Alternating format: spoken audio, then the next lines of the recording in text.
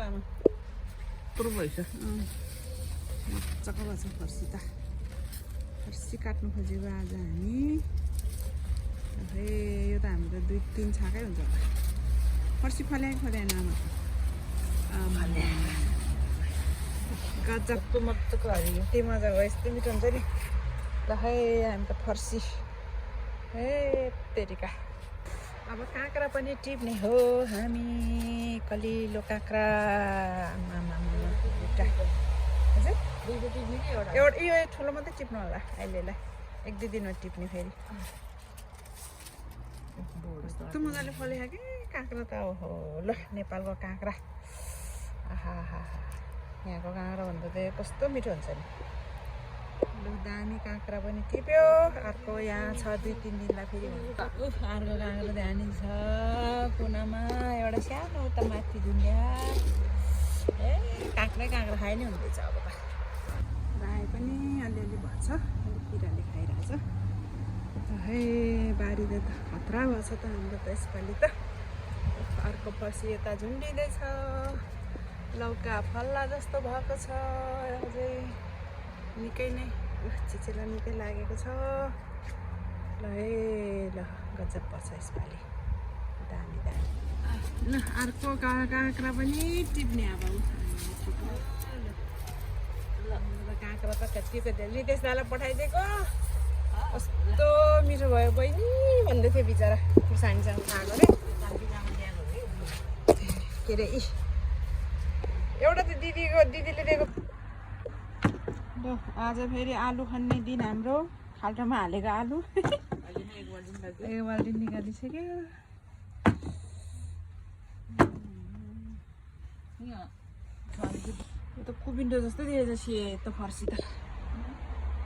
मेरो लौका देखो लौका कितना बडा हुआ ए ला अर्को त कुएछ नि तामा दुईटा त के भयो होला है यो काँक्रा नि छिप्यो यो काँक्रा काटिदिनु पर्यो अनि फर्सी निकाल्नु पर्ला ला यस्तो पहेँलो हुने चाहिँ के हुन्छ होला है बिचरा फलेन नि के भयो ओह उता दुईटा काँक्रा त ठुल्ठुलो ऊ त पनि भइछ काँक्रा टिप्दिनु पर्ला यति खाने फेरि आलु त आमाले यता गहिरो खनेको छैन यता छ होला अझै भेटाउँछ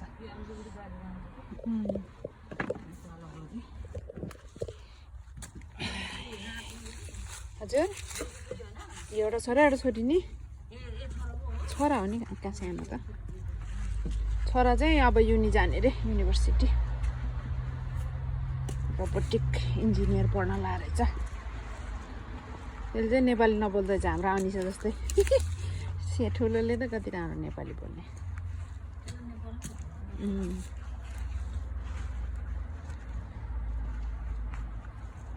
ज्ञानी छोरी पाछ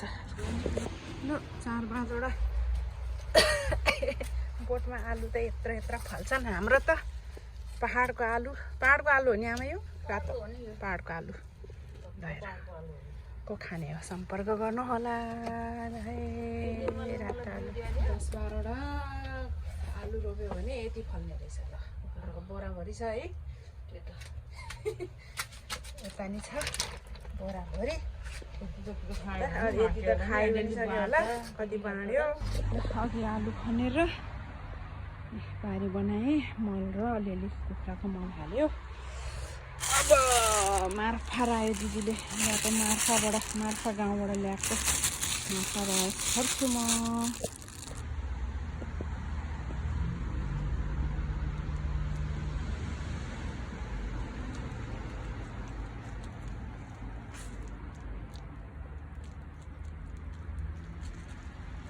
अब यहाँ विन्टरमा चाहिँ रायो मात्रै बाँच्छ रायो र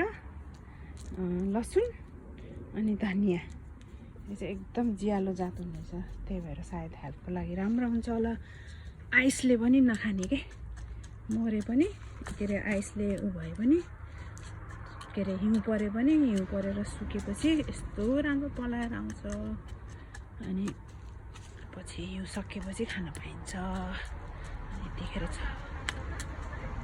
छर्यो नि छरिसक्यो छर्यो ए बाक्लो भयो भने उखाल्दै खाइदिने हो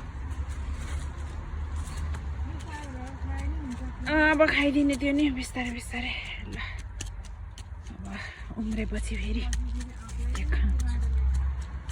फर्सी आलु गनेर अलिअलि साग छर्दै थियो नि अस्ति ए उम्रेछ रायो है मार्फा रायो साग खान पाइन्छ होला अब यो के अरे लट्टे सक्न आँटेपछि यसलाई सबै फालेपछि रायो जाडोमा चाहिँ रायो नै हुन्छ यहाँ ल फल्दैछ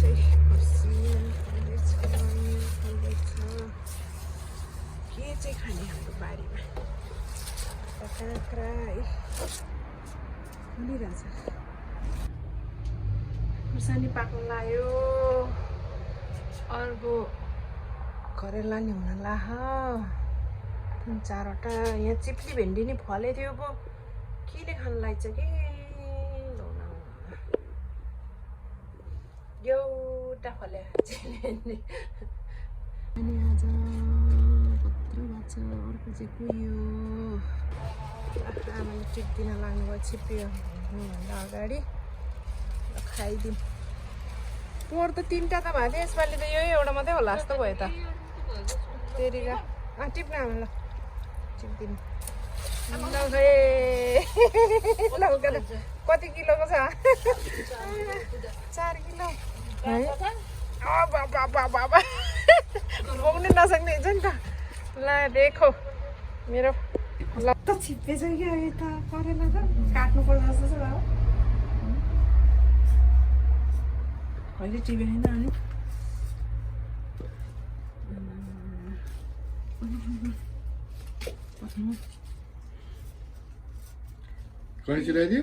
यता गर्छु म त आमालाई त भने 1 हात जत्रै भएछ करेला त भोलि 1 छाक हुने भयो ल अर्को साललाई डल्लै हुँदैछ त्यहाँ यता अलिअलि धनियाँ खानुहुन्छ यतै करेला चिचिला थुप्रै बस्यो होपफुली खान पाइन्छ कि भन्ने आशा छ यहाँ यही रातो भन्छ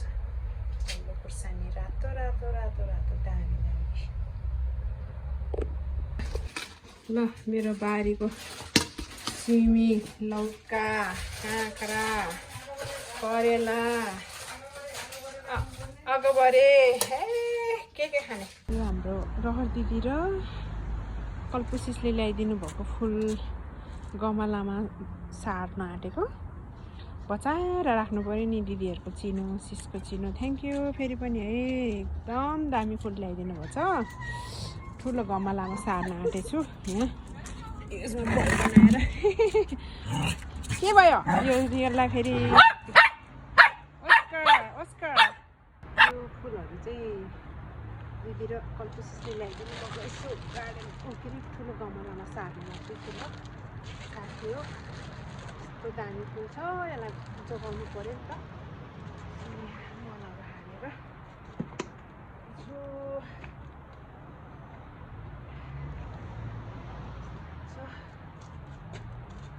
दामी फुल छ दामी